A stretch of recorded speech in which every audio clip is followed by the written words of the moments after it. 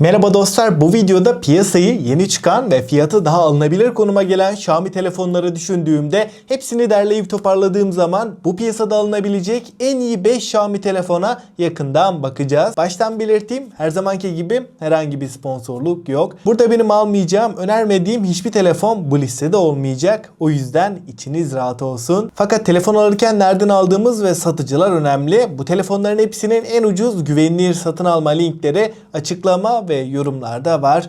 Oradan rahatlıkla alabilirsin. Sizce bu serinin devamı diğer markalar ve laptoplar için de gelsin mi? Gelsin diyorsan alt taraftan beğenip abone olup zili açmayı unutma. Serinin devamı tamamen size bağlı. Ve açıkçası Xiaomi telefonlara da genel anlamıyla baktığımda bu piyasada aldığımızda uzun ömürlü götürecek gerçekten iyi bir telefon istiyorsak bütçemiz minimum 20.000 olmalı ve 50.000'e kadar çıkacağız. Şimdi alınabilecek en ucuz telefonumuzla başlayalım. Burada Poco X7 Pro'yu görüyoruz. Açıkçası tasarım olarak baktığımda önceki Poco'nun X serisi modellerinden daha sade, daha şık bir telefonla karşılaşıyoruz. Buradaki tasarım biraz iPhone 16'ya da benziyor. 6.67 inç AMOLED Full HD Plus çözünürlüğün yanında 446 ppi piksel yoğunluğuna sahip. Tabii ki 120 Hz tazeleme, Dolby Vision, HDR10 Plus gibi en üst düzey teknolojiler bu ekranda var ve 12 bit renk derinliği DCI-P3 renk uzayının %100'ünü kapsamasıyla ekranda renkler, canlılık ve kontrast oranı muazzam bir seviyede diyebilirim. Ekran deneyimi anlamında sanki bir orta segment değil de üst segment hissiyatı veriyor. 3200 nit maksimum parlaklıkla ne dışarıda güneşli ortamlarda ne de kapalı ama yoğun ışıklı ortamlarda bile ekranı görmekte hiçbir şekilde zorluk yaşamıyoruz. MediaTek Dimensity 8400'ü görüyoruz. MediaTek'i duyduktan sonra videoyu kapatmayın. Çünkü bu işlemci hem performans hem de verimlilik tarafında kusursuz. 8 ve 12 GB olarak iki farklı RAM, LPDDR5X en güncel en performanslı RAM'lerle beraber geliyor. 256 ve 512 olarak iki farklı depolamada var. Antutu'da da bu işlemci 1.5 milyonu görüyor. Bu işlemciyle beraber oyun tarafında Genshin Impact gibi sistemi en çok zorlayan oyunlarda en düşük ayarlar 120 FPS, en yüksek ayarlarda da 60 FPS'i rahat rahat alabiliyoruz. Ana kameramız 50 megapiksel f1.5 ve Sony'nin IMX882 sensörü burada kullanılmış. Fotoğraf çekim kalitesi olarak ana kamera ışığı doğru bir şekilde aldığınızda ışık yeterli ise gayet iyi sonuçlar veriyor. Kontrast oranı ve doygunluk iyi seviyede, renklerde abartıya kaçmıyor. Fotoğrafların detaylarında da çok fazla kayıp yaşamıyoruz. Ama ultra geniş açıdan çok bir şey beklemeyin. Günü kurtaracak seviyede. Fotoğraf kalitesi olarak orta segment bir cihazı oranla ana kamera başarılı. Ultra geniş açı vasat diyebilirim. Fakat video tarafında geliştirmeler var. Nihayet 4K 60 FPS desteği geldi. 6000 mAh batarya ve 90 Watt hızlı şarjla birlikte geliyor. Sıfırdan 100'e de ortalama 45 dakikada tam olarak doldurabiliyoruz. Yazılımda da Android 15 ve HyperOS 2.0 ile gelirken 3 yıl Android 4 yılda güvenlik güncellemelerini alacak. Hoparlör kısmında stereo hoparlörleri görüyoruz. Suya ve toza karşı da IP68 sertifikasıyla 1,5 metre suya 30 dakika boyunca dayanabiliyor. İkinci sırada Poco F7 önümüze çıkıyor. Şimdi ilk olarak tasarımla başlayalım. Açıkçası Poco'nun F serisinde her sene olduğu gibi yine oldukça farklı ve yenilenmiş bir tasarımla karşılaşıyoruz. Kasa yapısı kamera modülüyle ben buradayım diyor. Renk seçenekleri de değişmiş durumda. Özellikle bu siyah ve gri tonların olduğu ikili renk geçişi cihaza çok daha ayrı bir hava katıyor. Ama tabii ki bu renk limited edition yani özel üretim sınırlı seri. 7.9 mm kalınlık ve 219 gramlık bir ağırlığa sahip. Boyutuna oranla ağırlık orta seviyede fakat ağırlığın kasaya oranla gayet iyi olduğunu söyleyebilirim. Yani açıkçası bu boyutlarda 230 gram görsek ben çok fazla şaşırmazdım. Ve F7'de tasarım tarafındaki en önemli geliştirme kesinlikle malzeme kalitesi. Arka kapak cam, çerçeveler alüminyum. Elde tutarken hissiyat anlamında çok daha premium bir telefonla karşı karşıyayız ve burada kesinlikle F6'ya oranla malzeme kalitesi ciddi anlamda gelişmiş durumda. Ekran tarafında da orta segmentteki en büyük ekranla karşılaşıyoruz. 6.83 inç AMOLED Full HD Plus 447 ppi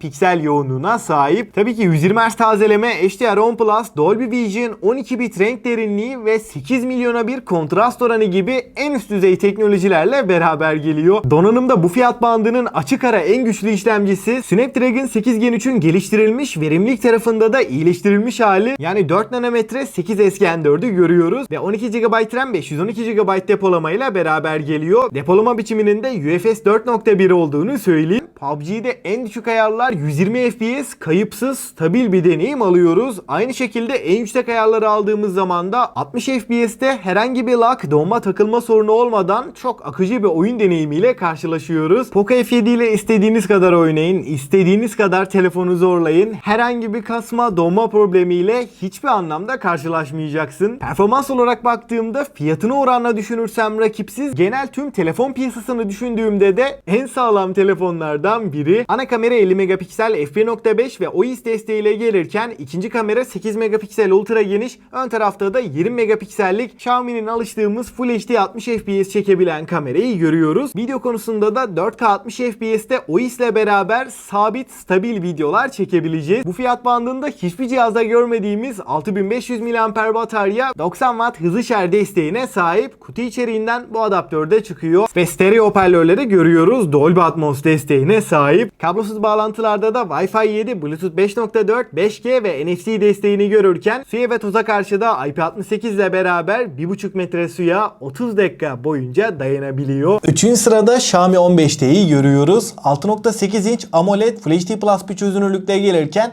120 Hz tazelemeye sahip. Tabii ki Dolby Vision HDR10 Plus DCI-P3 renk uzayının %100'ünü kapsayan bir ekran. Bunun yanında 5 milyona bir kontrast oranı, 12 bit renk derinliği ile beraber 3200 nit maksimum parlaklığa ulaşabiliyor. Ekran kalitesi anlamında 30.000 bandındaki en sağlam telefon diyebilirim. Donanımda MediaTek Dimensity 8400'ü görüyoruz. 4 nanometrelik bu işlemcimize 12 GB RAM, 256 ve 512 GB'lık iki farklı depolama eşlik ediyor. Kamera kısmında ana kameramız 50 megapiksel f1.7 ve OIS desteğine sahip ve bu kameranın Leica üretimi olduğunu da söyleyeyim. İkinci kamera 12 megapiksel f2.2 ultra geniş, üçüncü kamera olarak da 50 megapiksellik f1.9 2x optik 5x hibrit zoom yapabilen telefoto lensi. Ön tarafta da 32 megapiksellik 4K 30 FPS çekebilen bir kameramız var. Arka kamerayla beraber 4K 60 FPS çekimler yapabiliyoruz. 5500 mAh batarya ve 67 Watt hızlı şarj desteğine sahip. Kutu içeriğinden bu adaptörde çıkıyor. Yazılımda Android 16 ve HyperOS 2.0 ile gelirken 4 yıl Android, 6 yılda güvenlik güncellemelerini alacak. Kablosuz bağlantılarda Wi-Fi 6'ya, Bluetooth 6.0, 5G ve NFC desteğini görürken suya ve toza karşı da IP68 ile beraber 1,5 metre suya 30 dakika boyunca dayanabiliyor. Hoparlör tarafında Dolby Atmos stereo hoparlörleri görüyoruz. 4. sırada genel dengesiyle düşündüğümde 40.000 bandındaki en sağlam telefon Xiaomi 15T Pro'yu görüyoruz. 6.8 inç AMOLED Full HD Plus 144 Hz bir panelle gelirken HDR10 Plus Dolby Vision desteğiyle beraber DCI-P3 renk uzayının %100'ünü kapsayan bir ekran. Ekran kalitesi olarak renkler, canlılık, doygunluk tarafında bu fiyat bandında alabileceğimiz en iyi ekran diyebilirim ve 3200 nit maksimum parlaklığa ulaşabiliyor. Parlaklık olarak da ne evde kapalı ortamlarda ne de dışarıda güneşli havalarda ekranı görmekte hiçbir problem yaşamayacağız. Donanımda bu fiyat bandının en güçlü işlemcisini yani MediaTek Dimensity 9400 Plus'ı görüyoruz. 12 GB RAM ve 512 GB depolama ile beraber geliyor. Oyunlarda en yüksek ayarlar 60 FPS, en düşük ayarlarda da 120 FPS'i rahat veriyor. Oyun performansı olarak da 40.000 bandındaki en sağlam telefon diyebilirim. Kamera kısmında ana kameramız 50 megapiksel Leica'nın Simulux lensiyle gelirken f1.6 OIS desteğiyle beraber geliyor. İkinci kamera 12 megapiksel f2.2 ultra geniş. Üçüncü kamera olarak da 50 megapiksellik f3.0 5x optik 10x hibrit zoom yapabilen telefoto lensi. Ön tarafta da 32 megapiksellik 4K 30 FPS çekebilen bir kameramız var.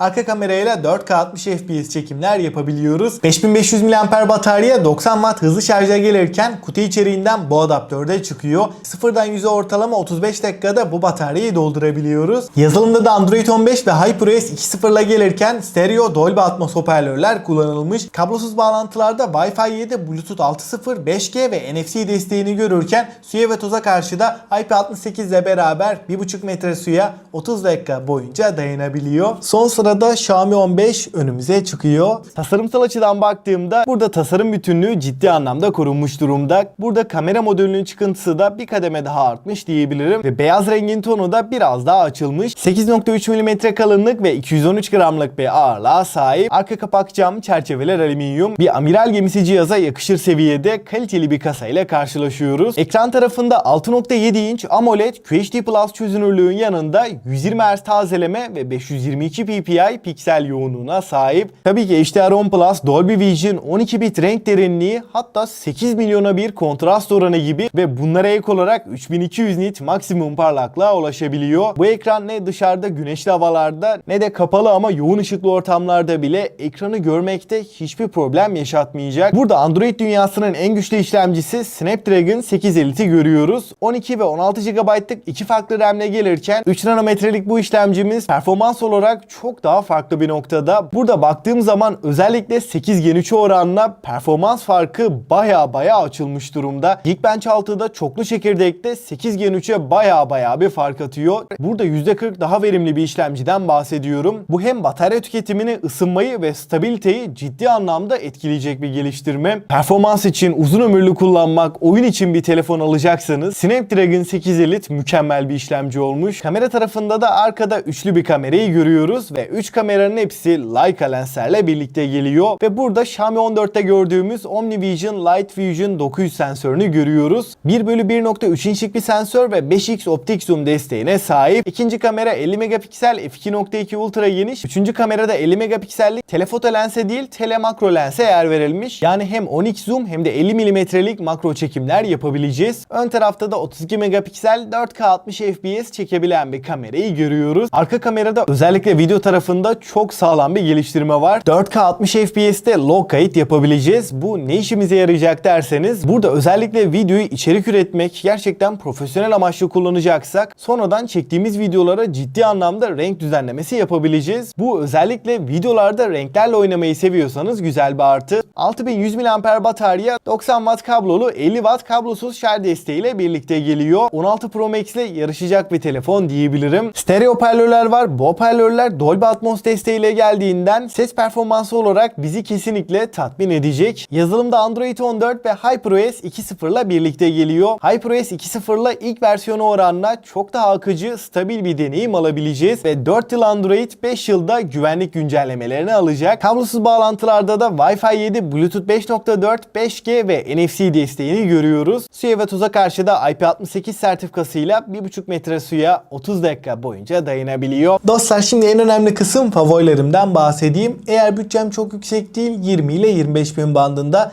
benim için performans birinci öncelik. Alabileceğim en güçlü telefonu istiyorsam Poco X7 Pro bu noktada tartışmasız en iyisi. Eğer bütçem 25 ile 35 bin bandındaysa ve benim için birinci odak performans ve ekran kalitesi ise Poco F7 bu noktada en mantıklısı. Ama benim için kamera birinci öncelik. Kamera tarafında gerçekten sağlam bir kamera istiyorum. Hem fotoğraf kalitesi hem de video performansı olarak beni üzmesin, aldığımda uzun yıllar kullanabileyim diyorsan Xiaomi 15'te bu noktada çok mantıklı. Bütçem 40 bin ile 50 bin bandında. Bu noktada Dimensity 9400 Plus işlemcisi yenilenen Leica lenslerle beraber hem performans hem de kamera anlamında 40 ile 50 bin bandının en sağlam telefonu kesinlikle Xiaomi 15'te Pro. Son olarak bütçe sınırım yok. Tasarımıyla ve malzeme kalitesiyle gerçekten premium hissettiren en iyi kameralı Xiaomi telefonlardan Xiaomi 15 bu noktada çok mantıklı. Şu anda 60 bin sınırındaki fiyatıyla da fiyat performans açısından da gayet iyi bir konumda diyebilirim. Ve açıkçası listeyi de genel olarak değerlendirirsem bu piyasada Xiaomi tarafında her bütçe için alınabilecek en iyi telefonları inceledik. Çünkü hem fiyat hem performans hem deneyim, bu üç noktada en sağlam Xiaomi telefonları inceledik. Bu telefonların hepsinin en ucuz güvenilir satın alma linkleri de açıklama ve yorumlarda var. Oradan rahatlıkla alabilirsin. Ve bu serinin devamı diğer markalar ve laptoplar için de gelsin mi? Gelsin diyorsan videoyu hype edip abone olup zili açmayı unutma. Serinin devamı tamamen size bağlı. Aklına takılan herhangi bir soru olursa yine mutlaka yorumlarda buluşalım. Elimden geldiğince yetişebildiğim kadar cevaplamaya çalışıyorum. Ben Ozan. Sonraki videoya kadar kendinize çok iyi bakın. Hoşça kalın.